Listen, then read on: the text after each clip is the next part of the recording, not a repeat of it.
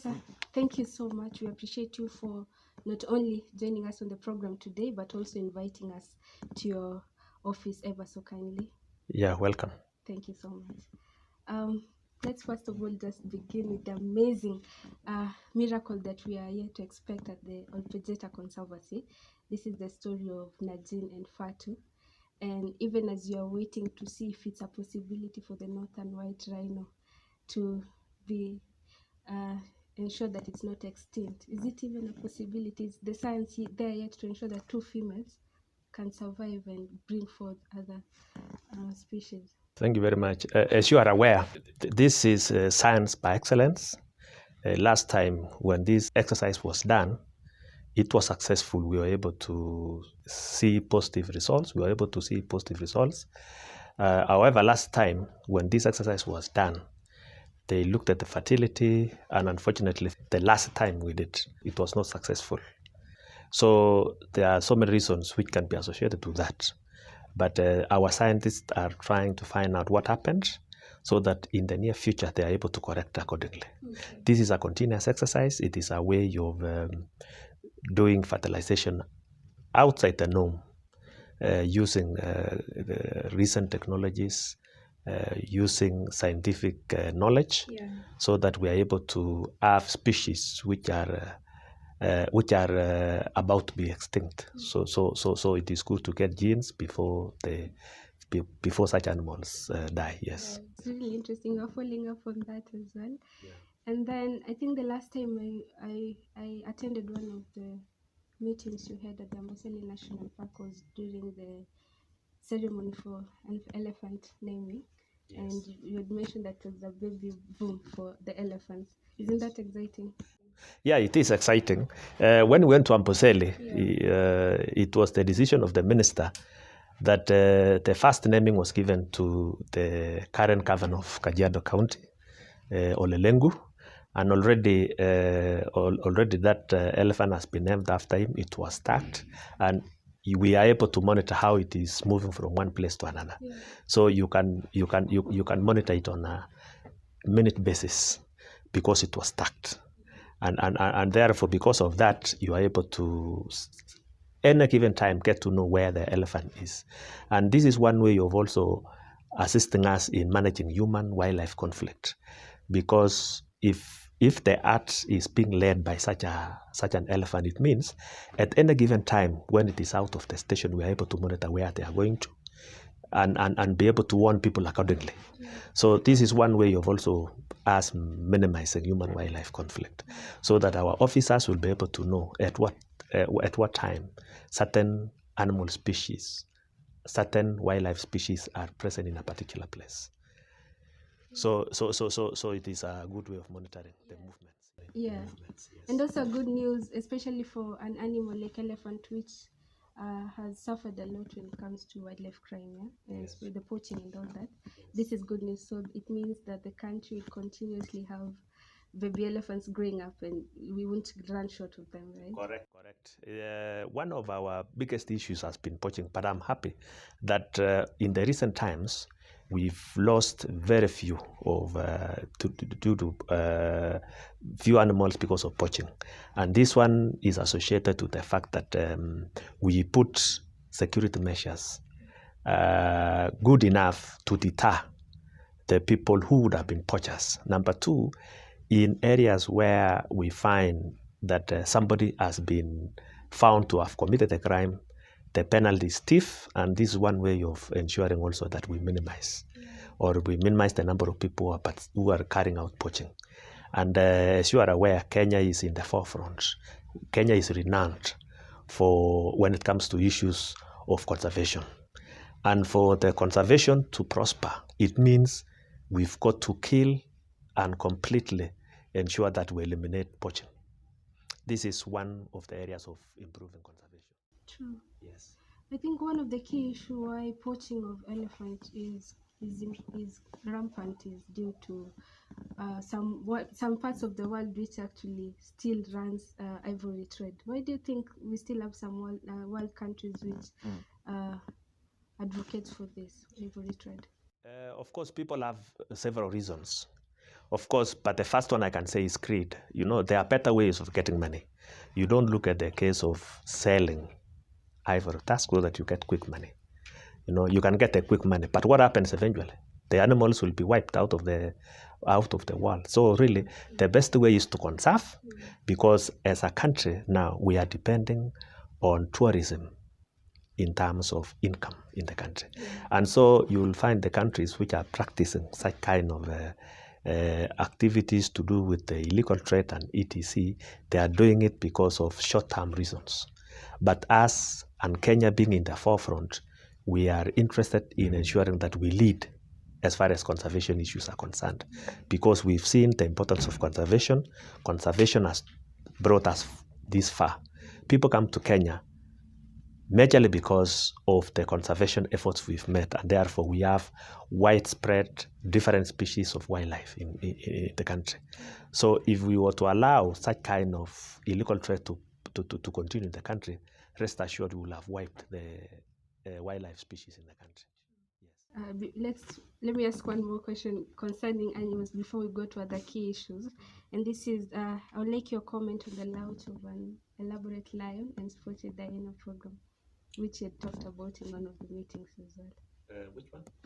The lion and spotted hyena recovery and action plan. Oh yes. You remember last month we had gone to Masai Mara to celebrate the Lions and Hyena Day. And hyenas are also very important animal species because they play very crucial function when it comes to issue habitat, cleanness, habitat living. And so we had gone to Masai Mara to launch a strategy of how to, manage how to make them breed in a better environment, how also to ensure that the numbers are increasing with the times. Because of the competition between human and animals, you will find that the space for animals is reducing every day because of increase in human activities. And so the increase in human activities reduces the land available for the wildlife. And so because of this, we've got to design better ways of ensuring that we manage the numbers. And of course, one way is to increase the habitats, to improve to improve on the vegetation, and therefore improve issues to do with food. Most of these animals are grazing.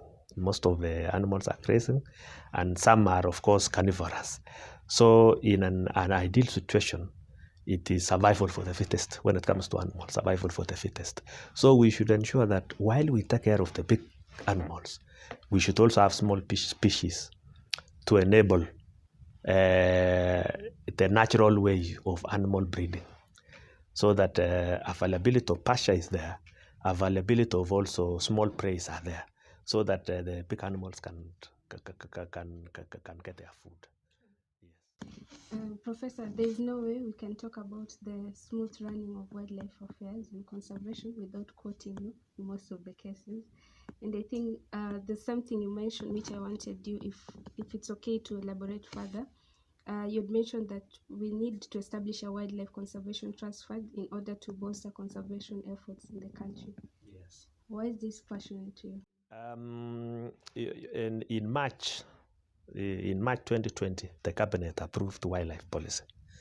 And this wildlife policy, if you remember, the first time we prepared wildlife policy was 1975. So it has taken us close to 45 years, because if you say 45 years to develop another policy. So we are happy that this year the cabinet approved a wildlife policy 2020. And in this policy, you will find that we are looking at various ways of funding the sector. Conservation requires money, and therefore government cannot be entrusted alone to fundraise for issues to do with conservation. And therefore we are looking at the conservation trust fund as a way of bringing people together, so that interested parties can bring money so that we use this money to conserve the wildlife in the country. And so the policy is very strong on the issue of wildlife or conservation trust fund. And this fund is supposed to improve the subsector so that if we want to conserve the wildlife, conserve the environment, conserve really pasture development, disease control, and etc., there should be enough funds to take care of this because government cannot do it alone. And currently, we are looking at the best ways of handling this. Remember, when the wildlife policy was approved by cabinet, we were given a sessional paper number 1 of 2020. And this sessional paper number 1 is what Parliament has given the wildlife policy. Now, if you look at the policy, it is directing the ministry to ensure that they overhaul the Wildlife Conservation and Management Act of 2013. So we are in the process of overhauling that Act of 2013. If you saw the paper last Tuesday, we advertised for a consultant to assist us in overhauling this Wildlife Management, Conservation and Management Act 2013. So the Act will be looking at what are the areas we need to concentrate on in terms of law. So one of the issues is that issue of the trust fund conservation. Yeah, wildlife conservation trust fund, so that we use this to source for money. And as a government, people cannot entrust you when you don't put money. And as government, will be ready to put money so that we ask the development partners and interested partners to join us in building this fund. And when we build this fund, it will assist in wildlife conservation efforts in the country. Let's now talk about the big elephant in the room, COVID-19 impact on not only other sectors, but mainly Ministry of Tourism, which of course relies on human interaction. Yes. How is it like, right? How was it and how is it right now? Let me begin by saying that the total income we receive from tourism, the GDP we receive from tourism every year, for example, in 2019-2020 financial year was Kenya shillings 165 billion. So if you look at our GDP, it accounts for 10% of our GDP. So tourism sector accounts for 10% of our GDP because the income associated to arrival of tourists in the country is 165 billion in a year. And this 165 billion is associated to tourists who come to Kenya. And the total number, for example, in 2019 is 2 million tourists. And people come to Kenya because of many reasons. One, we have unique features in Kenya. The first is that the fact that we have conserved wildlife. People come to Kenya to see the variety of wildlife species we have in the country. Number two, people also come to see our beaches. Our beaches are renowned all over. In fact, consistently for many years now, the last almost 5 years, South Coast has taken number 1 in terms of the best beaches in the country, in the world. And people come also because of the culture. Culture is very, very crucial in Kenya as far as attracting tourism is concerned, tourists is concerned. And one of our brands, which is known so much, is the Maasais. If you go anywhere, everywhere, all over the world, people know about the Maasais. So people come to Kenya so that they also appreciate the several cultures we are from the Maasais, from the mountain Kenya side to Turkana and everywhere. We have very many types of cultures in the country, and we will always encourage people to keep their cultures because through this they will be able to market not only that culture but also Kenya as a country, Kenya as a destination. So wildlife is the first. When people come to Kenya, they also come because of our beaches. They also come because of the cultures we have in the country. They also come because of the mountains we have in Kenya. Mountain Kenya is unique, and people, when people come, we have Mountain Kenya, Mount Elgon, and many other sceneries in the country. So Kenya is unique because of the scenery, and therefore people come from all over the world to look at what Kenya offers. And as a ministry, ours is to ensure that we give the best so that we attract tourists every year coming to Kenya. And so, having said that, I'd said that the income we get from tourism is 165 billion in a year. Now, when this COVID came, you will find that there were no plans. Nobody was coming to the country. It means, therefore, the 2 million will not be achieved in 2020. That's a fact. It will not be achieved because there was shutdown from March this year, and nobody came to the country. So this income, the income definitely will reduce from the 165, and we will be very lucky we'll be very lucky to raise even 50 billion in the year because of this COVID.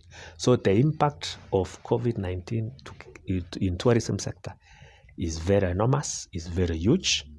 And in fact, this one has affected even my state department.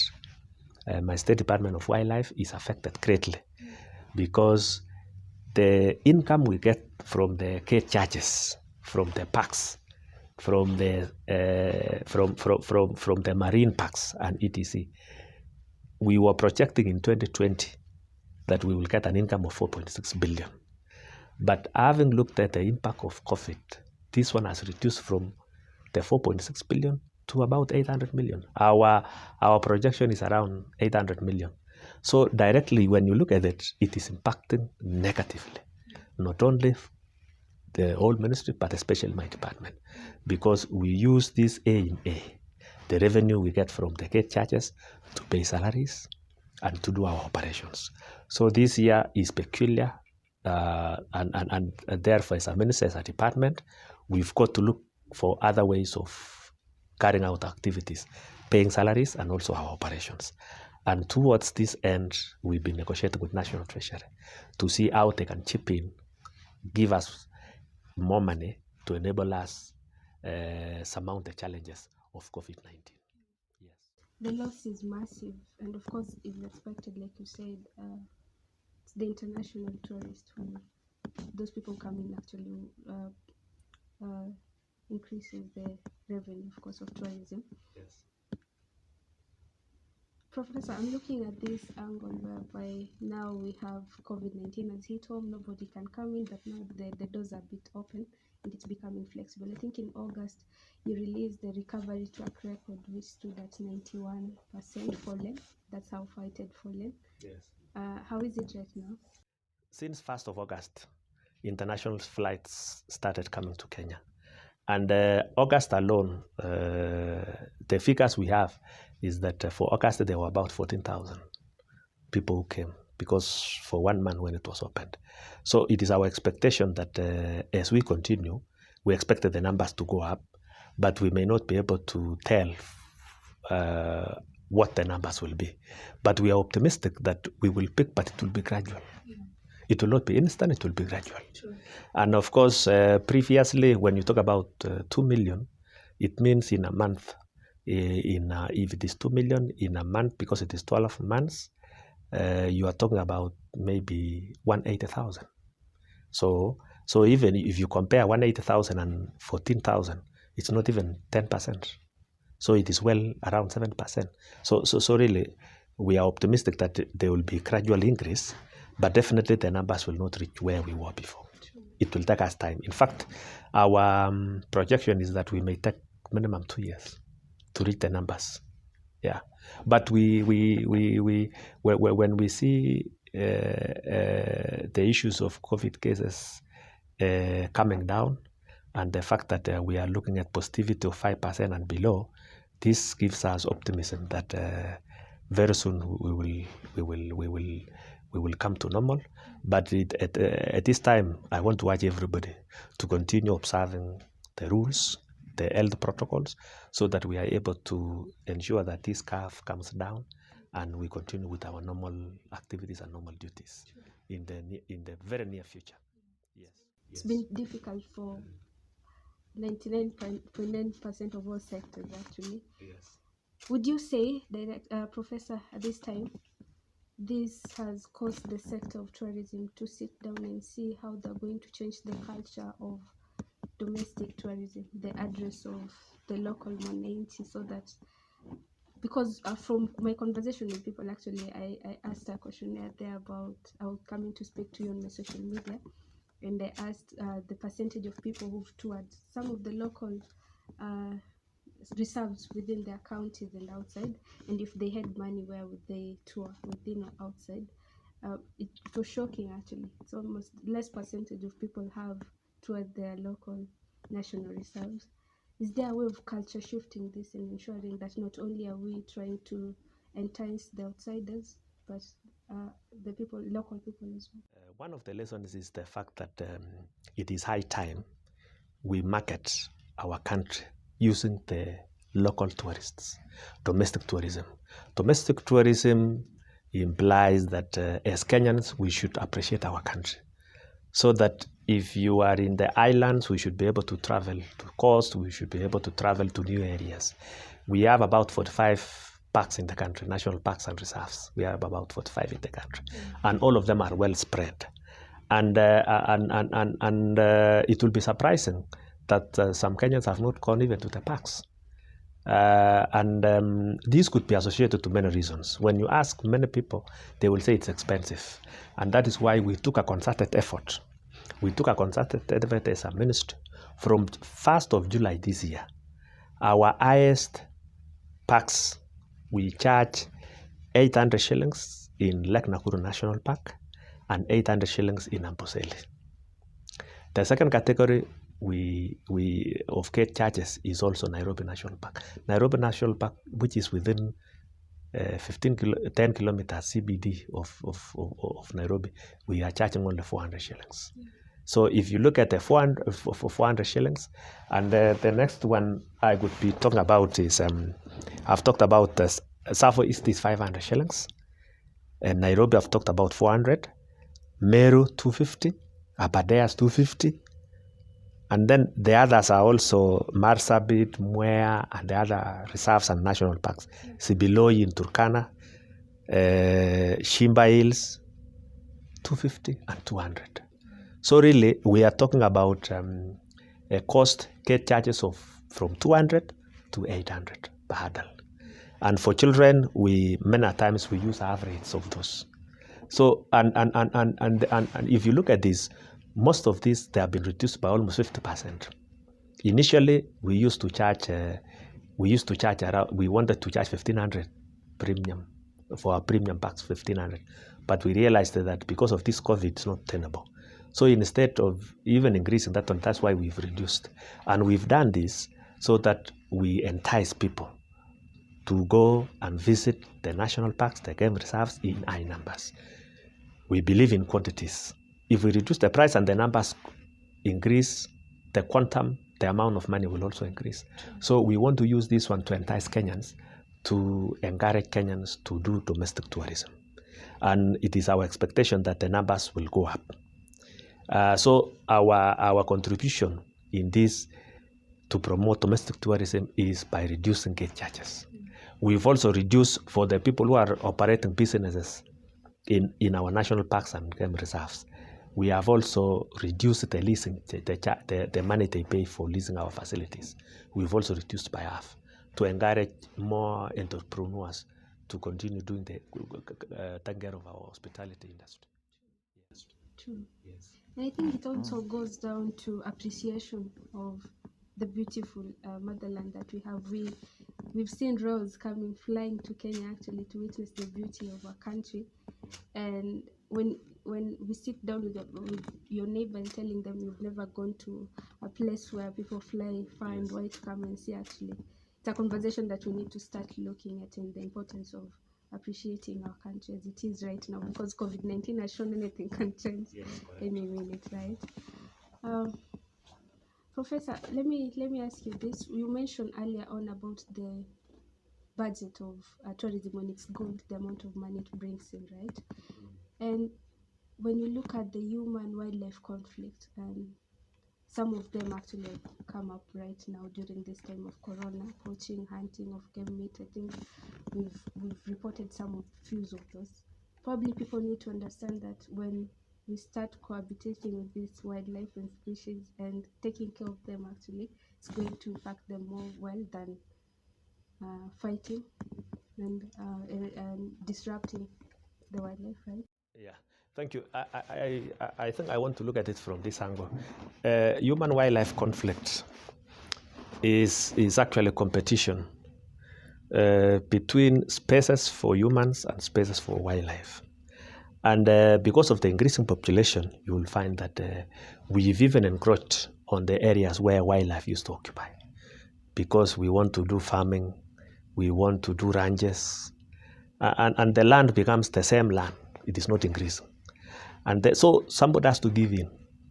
And the reason why human-wildlife conflict has increased in Kenya is because of limited space for wildlife species.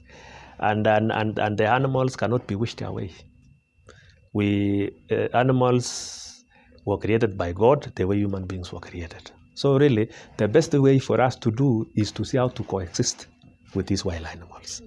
And one way of ensuring that we coexist is to separate where we have human settlement and also where we have wildlife settlement in terms of the parks and the reserves. And that is why consistently the government has been doing fencing to separate the parks, the reserves, and the human settlements. Number two, the government has also been encouraging people who are able to donate their land to be used for conservation. We've been encouraging them to do so. And that is why the number of conservancies in Kenya are now close to 160. Conservancies in Kenya are actually taken as a buffer zone between the protected areas and human settlement, private land, between private land and our protected areas. And so the people who have supported conservation have used these conservancies to be a corridor, to be what we can refer to as it's really between the protected areas and the human settlement, private land. So buffer zone. And because of this, we've encouraged people who want to conserve wildlife to be members of conservation. So we have Kenya Wildlife Conservation Association. And most of these community conservancies are between the protected areas and also private land. So people have donated their land. So instead of the wildlife now going to private lands, there is a buffer zone which can be used as a for conservancies, for conservation of the same. So this is one way of also reducing human-wildlife conflict. So one, the fencing. Number two is the fact that we have created buffer zones through community conservancies. There are also people who have donated their land and they're practicing conservation in their private land. So if you want to convert your land to be a conservation land so that you conserve wildlife, the policy is very clear. Policy is recognizing usage of land for wildlife conservation. And so you are free to give out your land and practice wildlife conservation, provided you just register with the Kenya Wildlife Service, the one now which registers. It is the ministry through Kenya Wildlife Service. They register so that we get to know what is the size of the land. Do you have a management plan for that conservancy? Do you have what security measures have you put in place? Because remember, in the law, the security of wildlife in Kenya is entrusted to the minister concerned with wildlife. So even if you have in your private land wildlife, all wildlife in Kenya belongs to government. You are only, as a private citizen, you keep, but when it comes to security, it is the government which is supposed to take care of that. So the private conservancies are working very closely with the government. Number two, the conservancies we have in the country community conservancies are about 160. And when you look at the community conservancies, it is accounting for 11% of the land mass in Kenya. Because our protected areas are only 8%. Protected areas, the national parks, game reserves, marine parks account for only 8%. So most of the wildlife are actually in the community conservancies. 11%. And that is why even recently, because of COVID, we came in as government to see how to support these community conservancies. Because community conservancies, as rangers, the food soldiers who take care of the wildlife, they also have managers, they also have supervisors. So because of this COVID, there are no tourists which visit such places. So what happens? There's no income. It means therefore nobody will ask money to pay these rangers, and that is why the government came in to chip in for the next 1 year. Interesting. Yeah.